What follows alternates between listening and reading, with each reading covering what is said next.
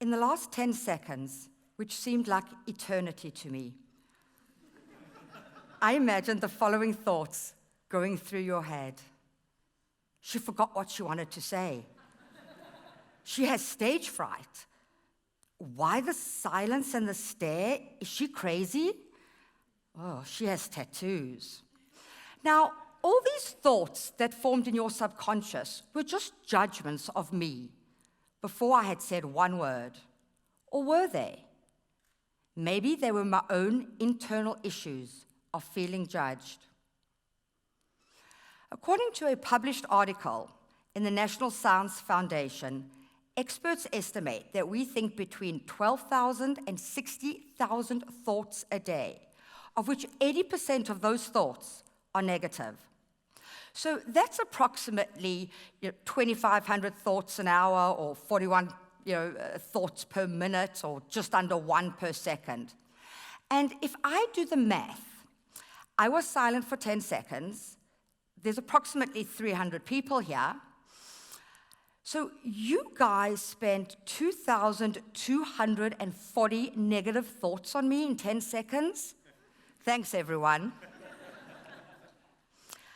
I truly believed that I was being judged in those 10 seconds. I felt shame, embarrassment, self-doubt, huge lack of inadequacy. And this is something that I have struggled with for the last 50 years, trying to prove myself over and over again. It's been a struggle for 50 years, my own internal fears and belief. It took me a long, long time to realize this, because for most of my life, I had imposter syndrome. The Harvard Business Review defines imposter syndrome as a collection of feelings and fears of complete inadequacy that persist despite blatant evidence that the opposite is true.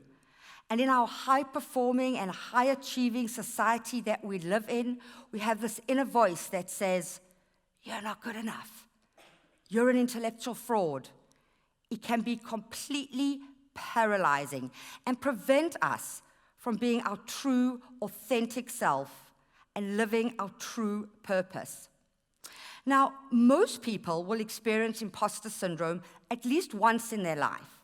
And many psychologists, including the two that actually coined the phrase, believe that we should refer to this as imposter experience, since it's not a mental illness or any kind of medical clinical diagnosis, but just this temporary state of being. From the outside, most people would look at me as a high achiever. I made millions. I lost millions. I brought up 4 kids on my own. I won many awards. I wrote a book. I coach millionaires. I even mentor startups and founders at the #1 university accelerator in the world. Evidence of success, most would say. However, the insidious nature of this temporary state of being, only external success is heightened rather than just soothes these effects. I'm scared of being me. I'm scared of being real.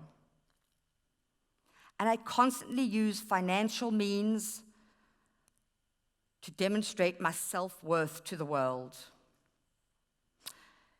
You see, I grew up in Johannesburg, South Africa, during the apartheid regime. And I was born in the 1970s into this radical thinking, radical indoctrinated thinking to judge color, which made me think that it was okay to judge everyone else. In South Africa, during that time, and the society that I grew up in, it was more important what you had than who you were. We judged and we pretended. I was so scared of being judged that I only came out as a gay woman at the age of 38. I was so scared of being judged that I never questioned my religion until I was 40. I was so scared of being judged that I held onto a business and a career that did not serve me, but it served this external success and my ego and what others thought about me was exhausting. It's difficult to live as an imposter. I was speaking at a market research conference in Brussels one year, ironically, on a research methodology my firm had developed on how to measure emotions using a new research methodology. At the time, I had one of my great, brilliant researchers write the presentation and write the methodology. And being the great imposter that I am, I presented it beautifully. And then, of course, I posted it on LinkedIn to ensure that I got my hundreds of likes. When I think about that now, there's a sense of shame and almost a sense of patheticness.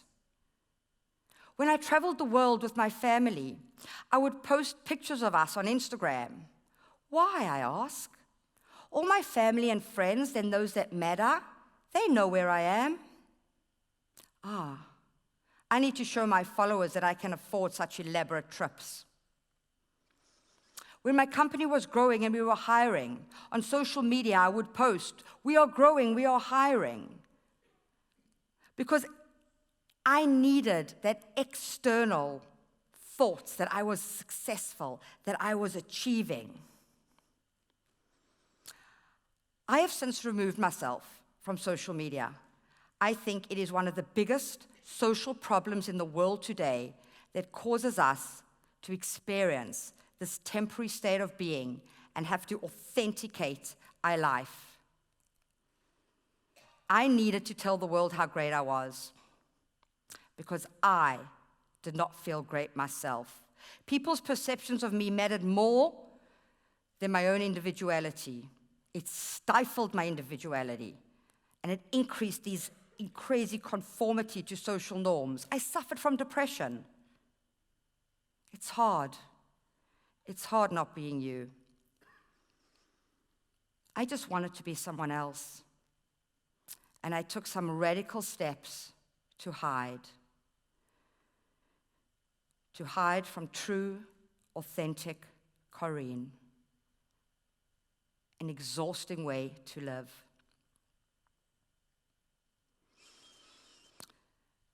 Two years ago, I decided to change this. 2 years ago, I decided to go on this journey, and I made a commitment to find myself and to find my true purpose in life, and to enjoy the journey and the path along the way. It was really important for me to do this. Now, this consisted of many days of crying on my kitchen floor, speaking to my golden retriever, long solo walks, learning to meditate, listening to Tara Brach podcasts, and lots of alone time. I needed to do this. I needed to clear the fog. I needed to find myself. Not even my immediate family knew that I was working so hard on finding Corrine. Remember, I was a great imposter. I kept digging deep and deeper. I was adamant to find this person. And slowly but surely, I started to transform and emerge, almost like a caterpillar emerges from a cocoon into a transformed being. And as I gained more visibility about myself and I gained greater awareness of who I am, I started to realize the beauty inside. And it was these 3 key insights that shaped me into who I am today. My imposter syndrome was to protect my identity, this identity that I had created.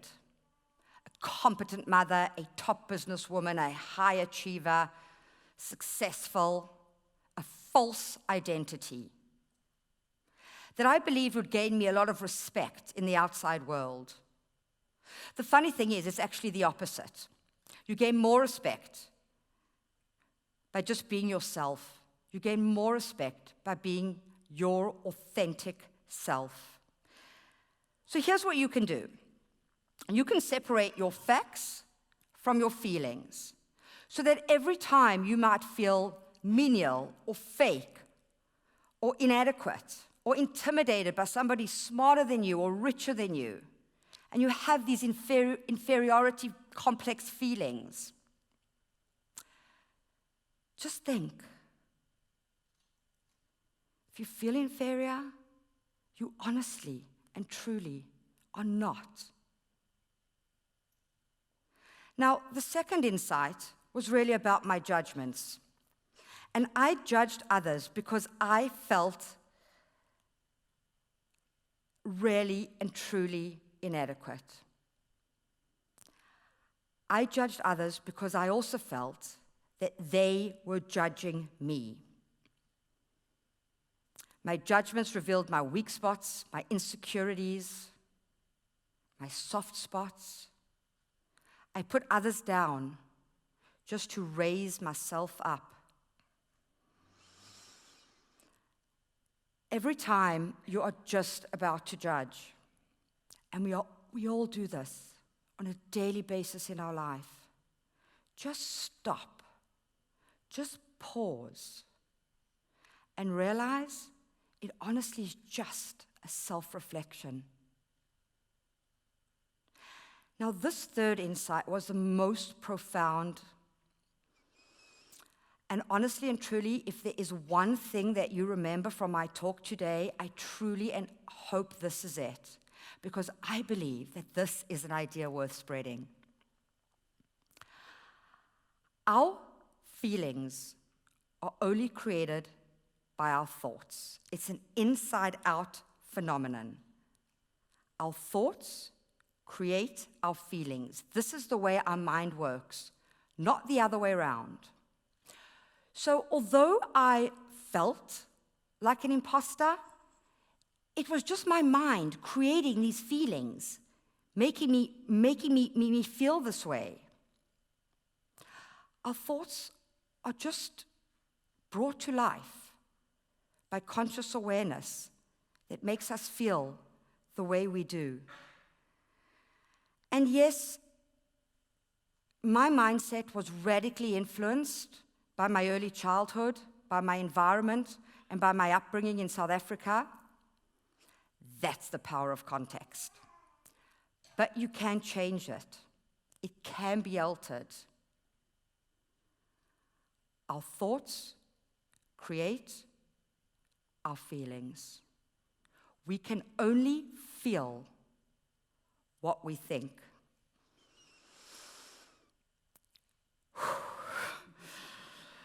I recall taking a deep breath, just like that. It was almost as if it was my first breath of life. It was profound. Nobody can make you feel what you don't think, Corrine. So to stop feeling like an imposter, just stop thinking like an imposter. And as I enter my 50th year of life, I am so happy and so excited and so thrilled to be able to share these insights and these penetrating truths with you, so that every time you feel menial or fake or intimidated, you can just be happy with yourself, like I am now. I am no longer striving for perfection. There is no perfect life, only my perfect life. My favorite quote of all time is by the Irish playwright and poet Oscar Wilde, and he said, "Just be yourself because everyone else is taken." He lived in the 1800s. He died sad and alone, living a life of imprisonment to homosexuality and wearing many masks during his short life. A brilliant imposter. And then there were the great writers like Maya Angelou, who published 11 books. And when she published her 11th book, she said, "I am putting out my 11th work of art, my 11th book. Uh-oh, they're going to find out about me now." And Albert Einstein, he referred to himself as an involuntary swindler. Heroes, incredible people, but all suffered from imposter syndrome. Now, we may never, ever be able to banish these feelings entirely, but understanding how common these experiences are, we can now openly speak freely about them, like I am doing here today, and change the way you are in life. We have to think that we are beautiful. We have to believe in our uniqueness and that it's magnificent. You're always with yourself. You might as well enjoy the company. Our minds are like Play-Doh. We mold our thoughts and we mold our world. You can create a monster or a hero. You can only feel what you think.